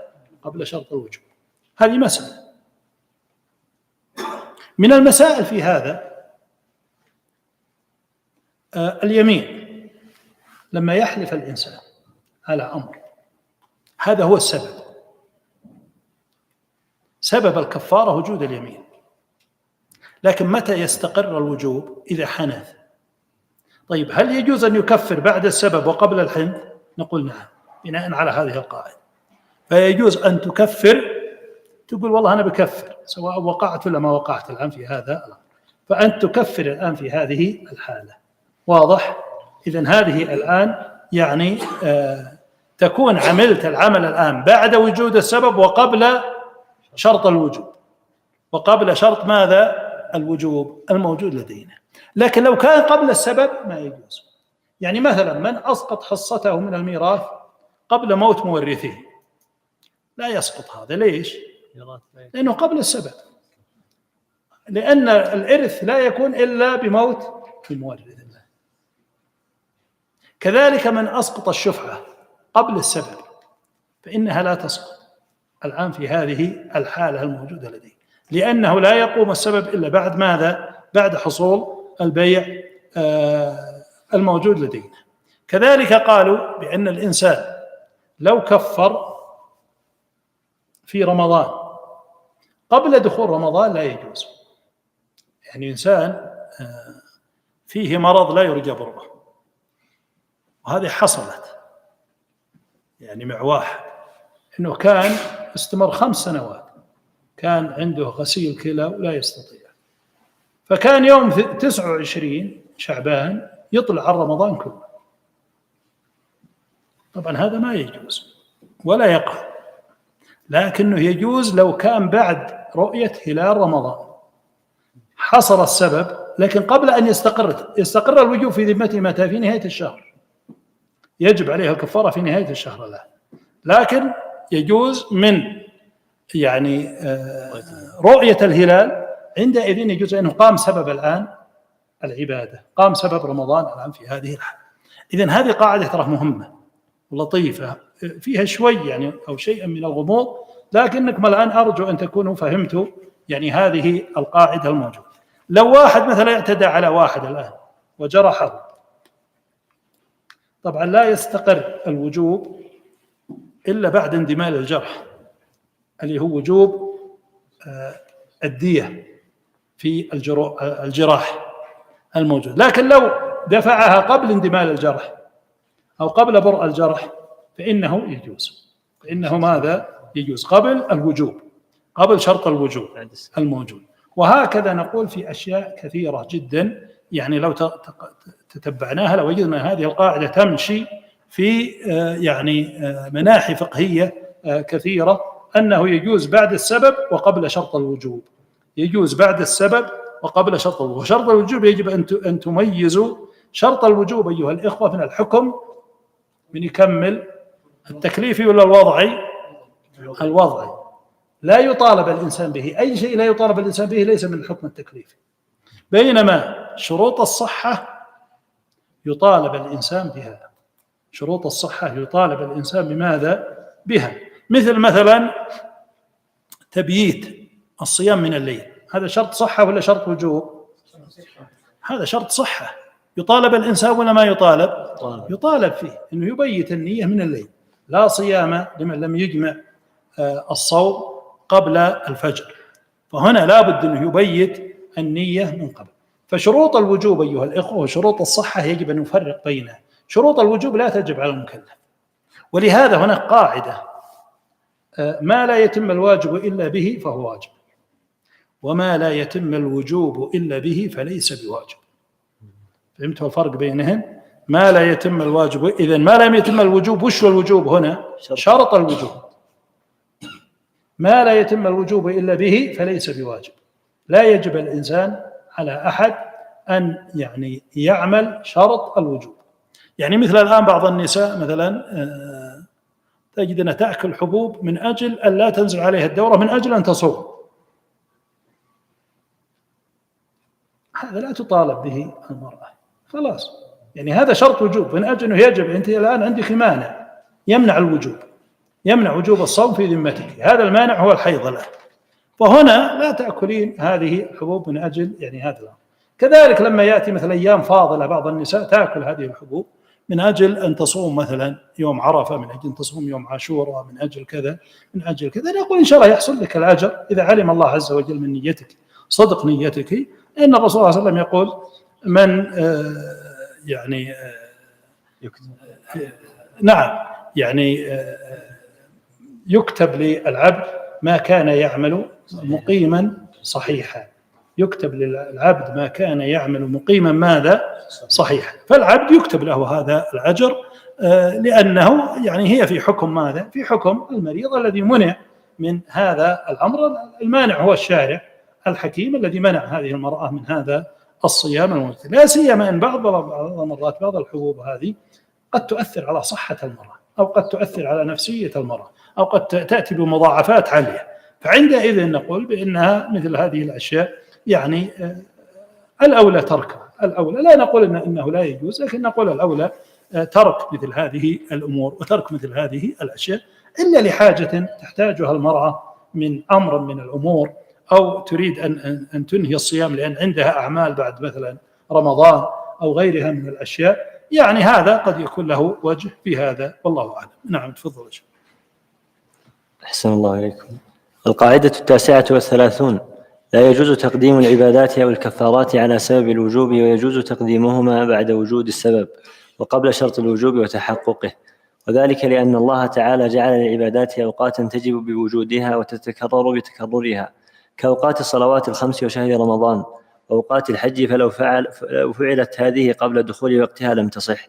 ومن نذر صلاة أو صياما أو حجا نذر تبرر وعلقه على وجود شيء جاز تقديم ذلك المنذور بعد عقد النذر وقبل وجود المعلق. وكذلك الكفارات لو كفر كفارة يمين أو ظهار أو غيره قبل أن يحلف ويظاهر بنية أن الكفارة لعقده المستقبل لم تجز هذه الكفارة، ولو حلف ثم كفر بعد الحلف وقبل الحنث جاز ذلك، وكانت الكفارة تحلة ليمينه والله أعلم. بارك الله فيك. طيب الآن عندنا القاعدة 40، وهي كما يقول المؤلف رحمه الله: يجب فعل المأمور به كله، فإن قدر على بعضه وعجز عن باقيه وجب عليه فعل ما قدر عليه، إلا أن يكون المقدور عليه وسيلة محضة أو كان بنفسه لا يكون عبادة فلا يجب فعل ذلك البعض. هذه القاعدة أيها الإخوة، الأصل أننا نقوم بما كلفنا به على وجه الكمال والتمام، لكن ليس دائما يستطيع الإنسان أن يقوم بالعبادة على وجهها الكامل، وإنما يقوم بها بقدر ما يستطيع منها، لقوله صلى الله عليه وسلم لعمران بن حصين: صل قائما فإن لم تستطع فقاعدا فإن لم تستطع فعلى جنب. ولهذا الإنسان يقوم بالعبادة بقدر ما يستطيع منها، إن قدر على القيام قام، إن لم يستطع يجلس، إن لم يستطع يكون على جنب، في السجود إن استطاع أن يسجد سجد، إن لم يستطع فإنه يومئ، كذلك بالركوع إن استطاع أن يركع، إن استطاع أن لا يركع فإنه يومئ، كذلك في الفاتحة إن استطاع أن يقرأ الفاتحة كاملة قرأها، إن استطاع أن يقرأ بعض الفاتحة فإنه يقرأ هذا البعض، كذلك في الكفارات أو في زكاة الفطر إن لم يجد صاعا كاملا فإنه يدفع بعض الصاع الموجود. وهكذا الإنسان يعني يعمل ما يستطيع أن يعمله من العبادة، لكن بشرط أن يكون هذا الجزء من العبادة هو عبادة بذاته، ولا يكون هذا الجزء من العبادة ليس بعبادة، كما قالوا مثل الصيام يعني الإنسان يستطيع أن يصوم ساعتين لكن ما يستطيع أن يصوم اليوم كاملا، نقول الساعتين هذه ليست صيام، لأنه ما يوجد هناك أقل من ماذا؟ لا يوجد هناك أقل من يوم في الصيام، فكونه لا يوجد أقل من يوم الآن في هذه الحالة فإنه لا يشرع للإنسان يقول أصوم ساعتين وأمسك عن الطعام بنية هاتين الساعتين تقربا إلى الله عز وجل، وانت تعلم من نفسك أنك ما تستطيع إلا ساعتين أو 3 ساعات بالكثير أنك تصوم، في هذه الحالة لا يشرع مثل هذا الأمر، كما قال الشيخ هنا: أو كان بنفسه لا يكون عبادة، يعني هذا الجزء لا يكون عبادة بكونه جزءا الآن. طيب الشيء الثاني قال: إذا كان وسيلة. الوسائل أيها الإخوة تسقط بسقوط المقاصد، فإذا سقط المقصد فإنه لا تشرع الوسيلة عندئذ. أي وسيلة من الوسائل لا تشرع إلا بماذا؟ إلا بوجود ماذا؟ إلا بوجود مقصدها، فإذا سقطت الوسيلة سقط ماذا؟ إذا سقط المقصد سقطت ماذا؟ الوسيلة. يستثنون من هذا ماذا؟ يستثنون حالة واحدة. يقولون ما هي الحالة الواحدة يستثنونها؟ يقولون الأقرع حال الحج، فإنهم يأمرونه بماذا؟ بإمرار الموسى على رأسه حتى لو كان أقرع ما برأسه أي شعرة، يقولون يجب أنه يمر الموسى على رأسه، يقولون هذه مستثناة من هذه القاعدة الموجودة لدينا، ولكن الصحيح والله أعلم أنها غير مستثناة. طبعا قال بها جماهير العلماء هذا الأمر، بل نقل الاتفاق عليها، والذي يظهر والله أعلم أنه ليس هذا من أجل كونه لا يوجد شعر لأنه وسيلة، مجرد وسيلة له، لأن الشعر قد يكون خفيا ويكون لا يرى أحيانا ويكون قليلا جدا وغيرها من الأشياء، وهذا كما يقولون بأن يعني الحكم يعلق بمظنته، لأن المظنة لها حكم ماذا؟ المعنة، فقد يوجد يعني شعر ولو كان قليلا ويتوهم هذا الإنسان أنه لا شعر له أبد، لأن الشعر قد يكون يعني غير ظاهر أو قد يكون قليل أو قد يكون غير بارز، يعني حتى الأقرع يعني من ترى أنه أقرع أحيانا قد يوجد يعني فيه شيء من هذا. هذا تخريج لكونهم يطالبون الأقرع بأن يمر الموسى على ماذا؟ على رأسه في الحج من أجل أن يتحلل في الحج والعمرة. والله أعلم. نعم. أحسن الله إليكم. القاعدة 40: يجب فعل المأمور به كله، فإن قدر على بعضه أو عجز عن باقيه وجب عليه فعل ما قدر عليه، إلا أن يكون المقدور عليه وسيلة محضة أو كان بنفسه لا يكون عبادة، فلا يجب فعل ذلك البعض. ودليل هذا الأصل قوله تعالى: فاتقوا الله ما استطعتم، وقوله صلى الله عليه وسلم في الحديث الصحيح: إذا أمرتكم بأمر فأتوا منه ما استطعتم، متفق عليه. فيصلي من قدر على بعض أركان الصلاة وبعض الشروط وعجز عن باقيها، فيفعل ما يقدر عليها منها ويسقط عنه ما يعجز عنه، بعضه إلى بدل، كمن عجز عن القيام يكون القعود بدلا منه، ومن عجز عن القراءة يكون التسبيح والتحميد والتهليل والتكبير بدلا منه، ومن عجز عن طهارة الماء تكون طهارة التيمم بدلا منه، وبعضه إلى غير بدل، كمن عجز عن السترة ونحوها. ومثال ما يكون وسيلة محضة: من وجب عليه حضور الجمعة والجماعة وقدر على المشي إلى بعض الطريق ولم يقدر أن يصل إلى المسجد، لم يلزمه المشي المذكور الذي يقدر عليه. وكذلك من وجب عليه الحج والعمرة ولا يقدر على الوصول إلى مكة لحصر أو غيره، ولكنه يقدر على قطع مسافة الطريق أو بعضها، لم يلزمه ذلك لأنه وسيلة محضة. ومن وجب عليه الحلق أو الختان ولكنه ولد مختونا وكان رأسه لا شعر فيه، لم يلزمه إمرار الموسى على محل الختان ولا على جلدة الرأس التي لا شعر فيها، لأن ذلك كله وسيلة محضة. ومن أوجب من العلماء إمرار الموسى في هذه الحال واستحبه فقوله ضعيف، لأن هذا مقصود لغيره. ومثال ما إذا كان بعض العبادة المقدور عليها ليس بنفسه عبادة: من عجز عن صوم اليوم الواجب وقدر على الإمساك إلى بعض اليوم، لم يلزمه ذلك، لأن الصوم هو الإمساك عن المفطرات بالنية من طلوع الفجر إلى غروب الشمس، فبعضه ليس بعبادة وحده. جميل، بارك الله فيك. القاعدة 41 أيها الإخوة قاعدة أيضا من القواعد المهمة والواقعية التي تخصنا دائما، وهي قاعدة تداخل العبادات. وقد ذكر الشيخ رحمه الله أنه إذا اجتمعت عبادتان من جنس واحد تداخلت أفعالهما واكتفي عنهما بفعل واحد إذا كان مقصودهما واحد. إذا كان هذا الشرط، الشيخ اشترط أن المقصود واحد. يقول ابن القيم رحمه الله: تداخل العبادات في العبادة الواحدة باب عزيز شريف لا يعرفه إلا صادق الطلب متضلع من العلم عالي الهمة، بحيث يدخل العبادة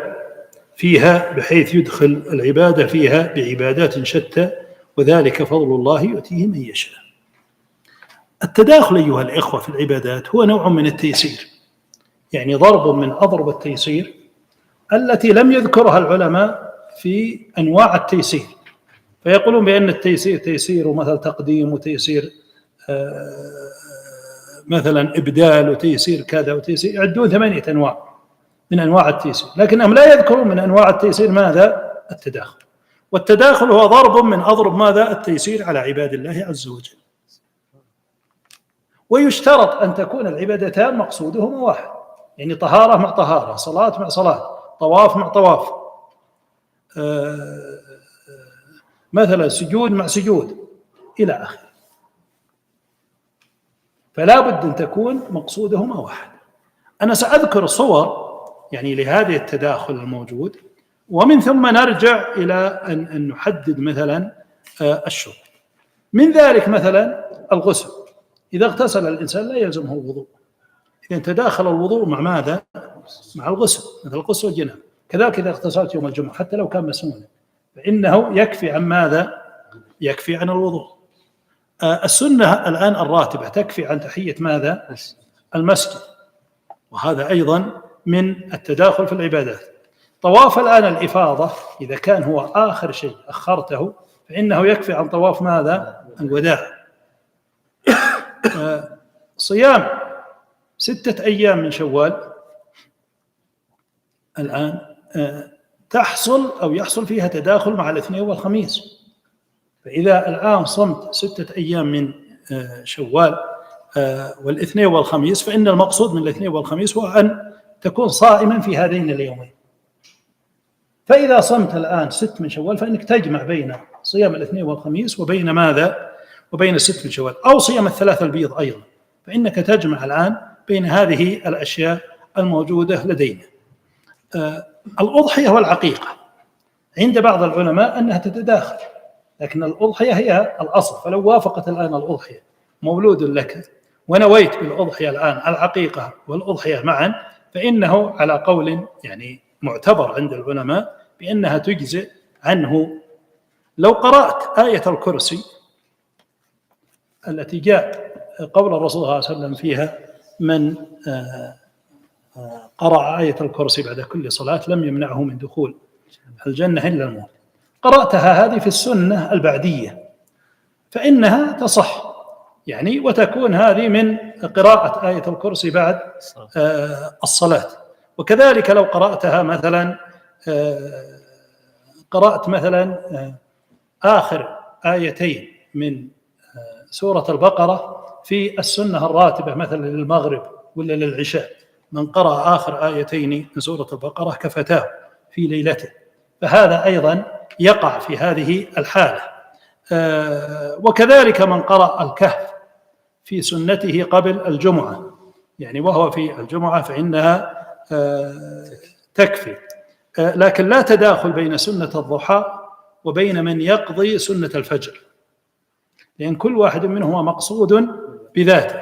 سجود التلاوة، لو سمعت قارئات، أنت لو سمعت الآن قارئين قرأ سجدة آية سجدة فسجدت سجدة واحدة تكفي. الآن أنت لو قرأت سجدتين الآن في موضع واحد ولم تسجد يكفيها ماذا؟ يكفيها سجدة واحدة في هذه الحال. السهو، لو سهيت أكثر من سهو في الصلاة فإنه يكفيك ماذا؟ سجدتين للسهو.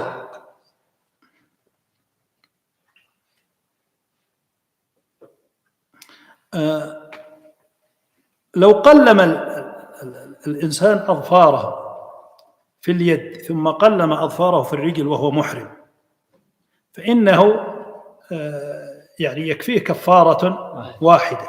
لو لبس المخيط ثم لبسه مرة واحدة ثم خلعه ثم لبسه فإنه يكفيه مرة واحدة. ولو غطى الرأس فإنه يكفيه كفارة واحدة في هذه الحال الموجودة لدينا. كفارات الأيمان، إذا حلف أيمانا متعددة ولو متفرقة في مجالس على شيء واحد فإنه يكفيه كفارة واحدة. وأما إذا اختلف المحلوف عليه فإنه يكون فيه أكثر من ماذا؟ من كفارة طبعا وحنث في هذه الحال. فلو قلت والله لا أزور فلانا ثم قلت والله لا أزور فلانا والله لا أزور فلانا ثم زرته الآن فإنها تكفيك ماذا؟ كفارة واحدة في هذه الحال. الحدود، لو سرق مرارا ولم يقم عليه الحد فإنه يكفيه حد واحد، ولو زنى مرارا ولم يقم عليه الحد فإنه يكفيه ماذا؟ حد واحد.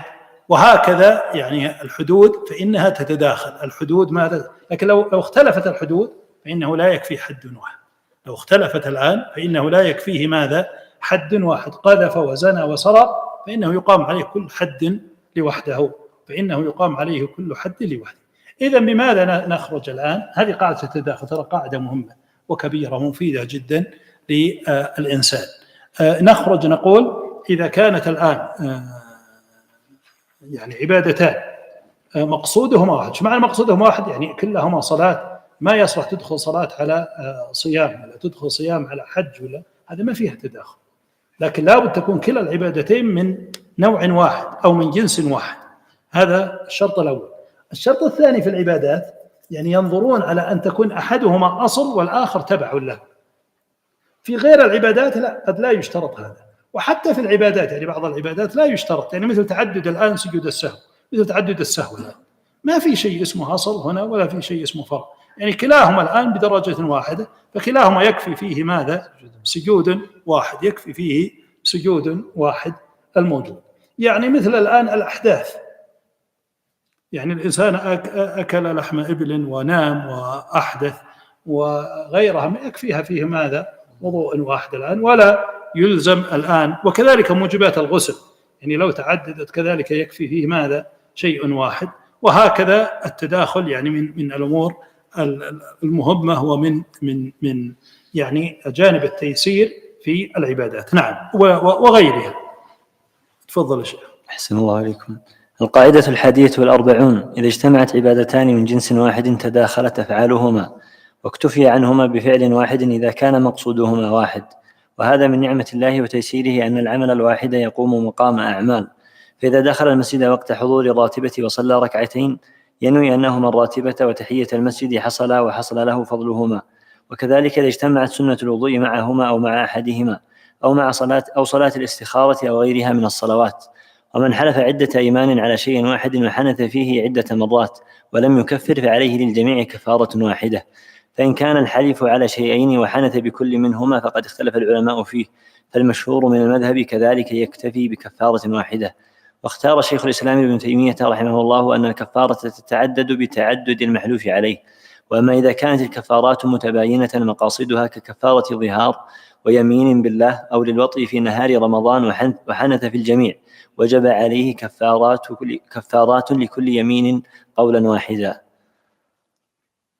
بارك الله فيك. الآن لدينا القاعدة 42. يقول المؤلف رحمه الله: استثناء المنافع المعلومة في العين المنتقلة جائز في باب المعاملات، ويجوز الاستثناء للمنفعة للمعلومة والمجهولة في باب التبرعات. هذا مما يفترق فيه باب المعاوضات. باب المعاوضات وشو مثله؟ البيع والإجارة وغيرها من الأشياء التي يكون فيها معاوضة ثمن ومثمن. أما التبرعات فهي التي تكون من جهة المتبرع، لا يوجد فيها معاوضة، مثل الوقف ومثل الوصية ومثل الهبة وغيرها من الأشياء التي لا يكون فيها ثمن ومثمن، وإنما تكون من جهة واحدة. طيب، الآن لدينا الاستثناء. يقول: استثناء المنافع المعلومة في العين المنتقلة جائز في باب المعاملة. إذن هنا تلاحظون اشترط ماذا؟ العين، استثناء المنافع المعلومة. حتى اتخذ لازم تكون المنفعة ماذا؟ معلومة. لماذا؟ لأن الرسول صلى الله عليه وسلم نهى عن الثنيا إلا أن تعلم. وش الثنيا؟ الاستثناء إلا أن تعلم، يعني لا بد أن تكون معلومة. فأنت الآن لما تقول بعتك هذه السيارة بشرط أن أستعملها وسكت، هل يجوز هذا؟ يجوز ولا ما يجوز؟ بشرط أن أستعملها وسكت، يجوز ولا ما يجوز؟ لا يجوز، لأنه مجهول. مش تستعملها كم يوم، يومين، ساعة، شهر، أسبوع، ما يجوز. لكن لو قلت الآن بعتك هذه السيارة بشرط أن أستعملها شهرا، يجوز. بعتك هذا الدار بشرط أن أسكنها سنة، يجوز. نهى عن الثنيا إلا أن تعلم. إذن الاستثناء الآن معلوم.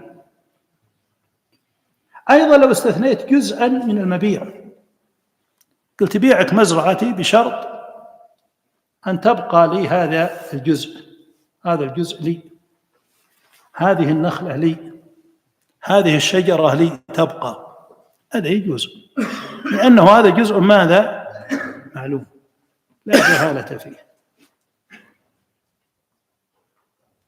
أما إذا كان مجهولا فإنه لا يجوز. هذا كله في باب ماذا؟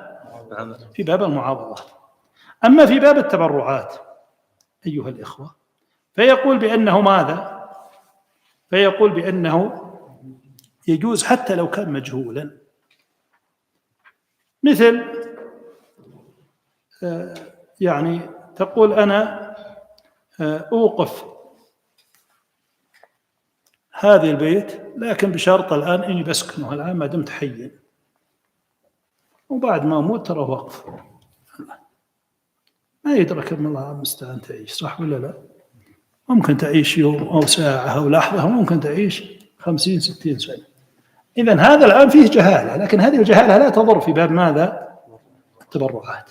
ويدل لذلك حديث سفينة أنها أعتقت مملوكا لها واشترطت عليه أن يخطب النبي صلى الله عليه وسلم ما عاش، وهذا في سنن أبي داود.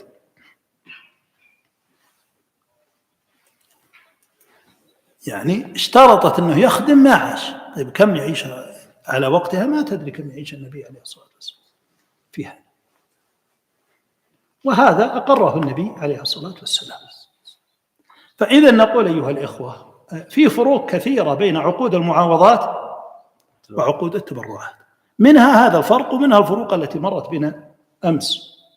وأيضا هذا من الأمور لو تحط جدول تحط الفروق بين المعاوضات والتبرعات، يعني برضه هذه تجمع يعني الذهن في هذا الشيء. تفضل يا شيخ. أحسن الله عليكم. القاعدة 42: استثناء المنافع المعلومة في العين المنتقلة جائز في باب المعاوضات، ويجوز الاستثناء للمنفعة المعلومة والمجهولة في باب التبرعات.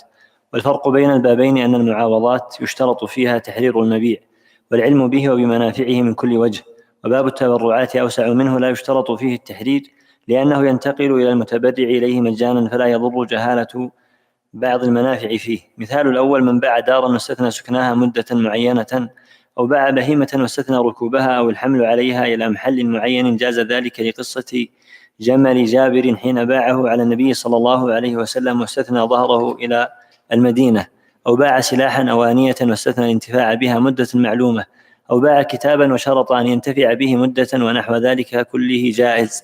وأما لو كانت المدة مجهولة فإنه لا يصح ذلك. ومثال الثاني: لو وقف عقارا واستثنى الانتفاع به مدة معلومة أو مدة مجهولة كمدة حياته، أو اعتق رقيقا واستثنى خدمته أو خدمة غيره مدة معلومة أو مدة حياته، فهو جائز، لأن أم سلمة رضي الله عنها اعتقت سفينة وشرطت عليه أن يخدم النبي صلى الله عليه وسلم مدة حياته. بارك الله فيكم. لدينا أيها الإخوة الآن القاعدة 43: من قبض العين لحظ نفسه لم يقبل قوله في الرد، فإن قبضها لحظ مالكه قبل. هذه برضه من أمور أو من قواعد الضمان، من قواعد القبض وتدخل في الضمان. الآن يفرق بين شخصين: شخص أيها الإخوة يقبض المال لحظه، وشخص يقبض المال لحظ صاحب المال.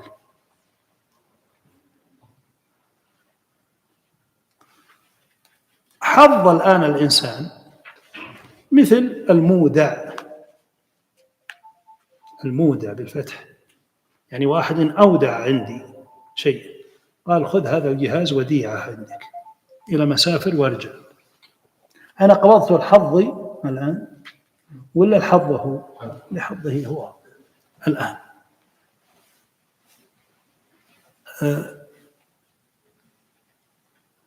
فالأمين الآن أو المودع الآن في هذه الحال، يعني إذا ادعى قال إني أعطيتك رديت عليك جهازك اللي أعطيتني إياه، قال المودع الآن قال ما رديته، اختلف، نقول ناخذ بقول من؟ ناخذ بقول المودع الأمين،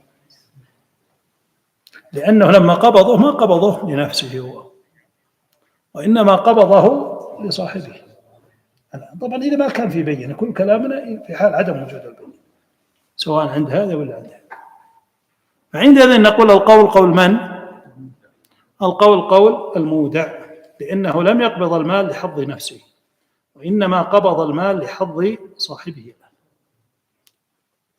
نأتي الآن يعني من قبض المال لحظه لمصلحته، وهذا مثل المستعير. جيت أنا لمك قلت أعرني هذا الجهاز، قلت خذ هذا الجهاز، أنا قبضته لمصلحتي ولا مصلحته؟ مصلحتي أنا، صح ولا لا؟ بعد وقت قلت لك الآن أني رجعت هذا الجهاز، قال المعير قال لا ما رجعته. القول قول من؟ القول قول من؟ المعير ولا المستعير؟ القول قول المعير، لأن المستعير قبضه لحظ نفسه الآن. واضح؟ طيب، الحالة الثالثة وهي مهمة: من قبض المال لحظه ولحظ صاحب المال. هؤلاء مثل الشريك والوكيل بأجر. طبعا الوكيل بغير أجر يكون يقبضه لحظ من؟ صاحب المال. لكن الوكيل بأجر مشترك، مصلحة مشتركة بينهم، يعني كلهم مستفيدين، صح ولا لا؟ الشريك والوكيل بأجر والأجير أو المستأجر عموما. أنا لما أقبض السيارة من محلات إيجار السيارة، أنا قبضتها لحظي ولا لحظه ولا المصلحة مشتركة؟ مصلحة مشتركة بيننا، يعني هو مستفيد وأنا مستفيد، صح ولا لا؟ لو لم يكن مستفيدا ما أعطاني، ما أعطاني السيارة، ما أجرني السيارة. طيب هذا الآن اللي قبض المال، هؤلاء الأربعة من هم؟ الشريك، أنا وياك متشاركين، قبضت المال، أنا أشتغل بالمال، طبعا لك مصلحة ولي مصلحة الشريك، وكذلك الوكيل بأجر، وكذلك الأجير أو المستأجر، وكذلك المرتهن مصلحة مشتركة. هؤلاء الأربعة الآن لو قال الآن الذي قبض المال إني رديت المال له، وهذا قال إني ما أخذت، الشريك قال يعني إني رديت المال إلى شريكي أعطيته الآن حق، قال ذاك لم تعطني شيء. الوكيل بأجرة قال إني أعطيتك الآن ما وكلتني عليه، قالت أنا لا ما أعطيتني شيء. كذلك المستأجر، قلت أنا أني رجعت السيارة، قال هؤلاء لا ما رجعت السيارة. طيب وش الحكم؟ من يقال قوله له؟ من هو قوله له؟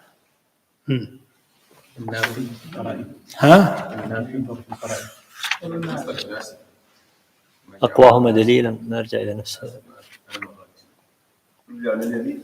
نرجع للقاعدة 37 أقواهما دليلا. يقولون أن الحظين يتساقطان هنا، ونرجع للأصل، والأصل عدم ماذا؟ عدم الإرجاع، ما دام أقر بالقبض فالأصل عدم ماذا؟ الإرجاع. فنقول بأن الحظين يتساقطان، ونرجع إلى الأصل. ما هو الأصل؟ الأصل الإرجاع ولا عدم الإرجاع؟ الأصل عدم، ما دام يقول قبضت ورجعت، احنا نقول إنك قريت بالقبض، لكن ما نقبل قولك بماذا؟ الرد، بالترجيح، بالرد في هذه الحالة. فما دام كأنك قريت جيب بينها الآن إنك رجعت، رديت هذا المال، واضح؟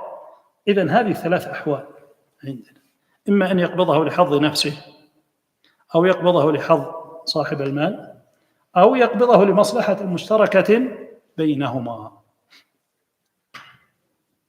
وعرفنا في كل واحد أو في كل حال يعني من هو القول قوله.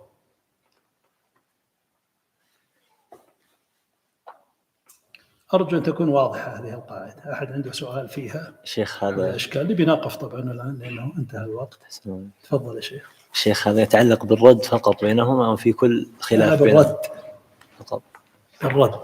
أما التلف سبق معنا، ادعاء الآن التلف في كل الأحوال هذه اللي قلناه، القول قول طبعا الأمين، كل هؤلاء يعدون أمناء، كل هؤلاء قبضوا المال بإذن صاحب المال، فالتلف القول قول الأمين لأنه يد أمانة الآن هنا، كل هؤلاء، فالقول قوله في التلف، القول قوله في ماذا؟ في التلف، إلا إذا تعدى أو فرط، إلا إذا تعدى أو فرط. أنت استأجرت سيارة وخليت المفتاح عليها، جاء واحد يسرقها، تضمن ولا ما تضمن؟ ليش؟ لأنك مفرط. لكن قدر الله عليه أنت استأجرت سيارة وأنت محطة مكان موقفة موقف صحيح 100%، المرور ما فيه إشكال، جاء شخص مصدمه ولا جاء مشكلة ولا جاء وادي وشاله ولا جاء مطر ولا برد ولا أي شيء، ما تضمن، ما تضمن. واضح؟ الضمان غير الرد. قاعدة الضمان أيها الإخوة غير قاعدة الرد، في فرق بينهما. واضح؟ أرجو أن تكون واضحة هذه القاعدة. تفضل يا شيخ. في القاعدة 36 قال من أتلف شيئا، لا رديتنا 36. نعم. قال من أتلف شيئا لينتفع به ضمنه، ليس لولا يا شيخ أن يقول من أتلف محترما شيئا محترما؟ لا يعني هنا من أتلف شيئا يعني هو المقصود بالإتلاف هنا من أجل أن ينتفع به بغض النظر عن يعني هذه الفائدة. نعم لو قال محترما من أجل أن يخرج ماذا؟ طبعا الأشياء التي تكون غير محترمة لا تدخل في الضمان أصلا. الأشياء تكون غير محترمة يعني شرعا لا تدخل أصلا في الضمانات. قواعد الضمانات والله جميل اللي يكتبه كله يسرده يعني مهمة واقعية يعني نعيشها دائما في حياتنا، وغالبا إنها غائبة. غير المحترمة الآن لا يدخل أصلا في الضمان، لا يدخل في الضمان. تبي تقرأ شيخ باقي؟ أنا على أسمع ما بقي إلا دقيقتين ولا نخليها بعد هذه ترش بعد نقف على أحسن الله عليك اللي بيتوضأ ولا شيء. الله أعلم. صلى الله عليه وسلم. جمعية الدعوة والإرشاد وتوعية الجاليات بأبها، بالدعوة نحيا.